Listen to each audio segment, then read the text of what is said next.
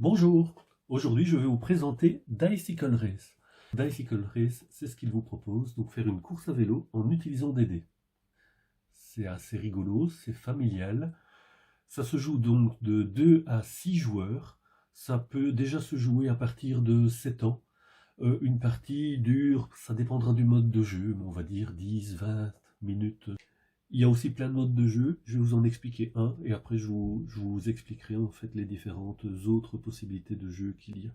Chaque joueur a simplement son cycliste, et pour réaliser un tour de jeu, nous allons devoir parcourir les cartes une à une pour arriver à la ligne d'arrivée. Chaque carte sur le parcours indique la combinaison de dés qui est nécessaire pour pouvoir l'atteindre.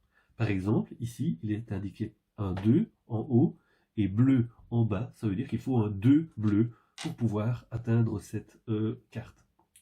J'en ai mis 3 faciles pour démarrer. Donc ici, c'est pareil, il faut un 6 jaune. Là, il faut un 3 rouge. Là, vous voyez, en fait, il est mis XX bleu. Il faut donc une paire bleue, quelle que soit la valeur. Là, c'est mis en jaune, plus grand que 7, donc il faudrait une somme de dés qui soit supérieure à 7. Ici, une paire de 2, une paire, mais dans les couleurs bleu et jaune, un 6 rouge, et là, une paire et un 2, mais le tout en rouge. Donc vous voyez, c'est très simple à lire, donc on va commencer. Je vais prendre 6 dés, ça on est obligé de prendre 6 dés. Par contre, on choisit la couleur des dés que l'on prend. Je pourrais donc la jouer safe en prenant 3 dés bleus, en prenant 2 dés jaunes et en prenant un dé rouge par exemple. Vous voyez, puisque j'ai surtout envie de réaliser le bleu, éventuellement continuer jusqu'à jaune, et puis là le top ce serait que je puisse atteindre carrément le rouge. Les 6 dés, je vais les lancer. J'ai le droit à 3 lancers.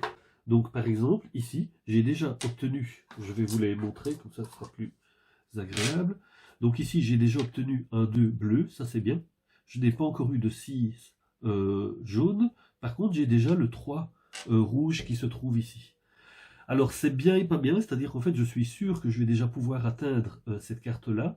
Par contre, je ne suis pas encore sûr que je vais pouvoir atteindre la carte rouge, puisque je n'ai pas encore réalisé la carte jaune. Éventuellement, si j'avais fait une paire avec les bleus, j'aurais déjà pu la mettre ici, comme ça je n'ai plus que les jaunes à faire pour pouvoir atteindre la 4e carte. Vu que je n'ai pas eu de paire, ça ne sert à rien. Le 3 rouge c'est bon, et les 2 jaunes je les garde, donc je fais mon deuxième lancer de dés. Deuxième lancer de dés, donc je prends les dés ici.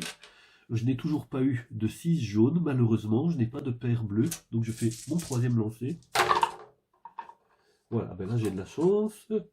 Donc là j'ai un 6 jaune, par contre je n'ai pas de paire bleue, donc pour mon tour, j'ai réussi à avancer de 3 cases. C'est maintenant au joueur suivant de jouer, il va choisir 6 dés, faire 3 lancers, avancer, et celui qui arrive sur la dernière carte du parcours a gagné la partie. C'est aussi simple que ça. Ça c'est le premier mode de jeu, c'est le mode de la course. Ça s'appelle le petit sprint du dimanche. Il existe d'autres modes. Le deuxième mode, c'est promenade en famille. C'est un parcours tout à fait similaire, mais à la différence qu'il va se jouer en équipe. Le troisième mode, c'est le vélodrome de la mort. Donc là, on va mettre les cartes en rond, comme un vélodrome. Et ce qui va se passer, c'est un vélodrome de la mort. L'idée, c'est que chaque fois qu'on a fait un tour, le dernier joueur qui passe la ligne d'arrivée est éliminé, et on joue comme ça jusqu'au moment où il ne reste qu'un joueur. C'est une autre possibilité. Et la dernière possibilité, c'est le duel pour jouer exactement à 2. Remarquez, on peut jouer à 2 dans ce mode-ci, mais le mode duel, il est uniquement pour 2.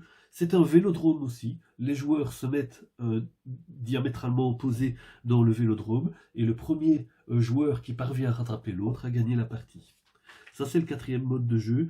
Il existe d'autres petites variantes pour encore agrémenter le jeu. Donc il y a vraiment plein de possibilités avec cette petite boîte. C'est vraiment très chouette. C'était un des coups de cœur que l'on avait eu quand on a eu la chance de visiter le festival de Cannes en février 2020. Une découverte vraiment très sympa que je vous recommande. L'affiche se trouve sur le site Jeux de Nîmes, et puis je vous invite à vous inscrire sur la chaîne YouTube parce que j'ai l'intention de continuer à vous expliquer pas mal de petits jeux en vidéo. Je pense que vous aimez bien, donc je vais continuer. Merci beaucoup et à la prochaine fois.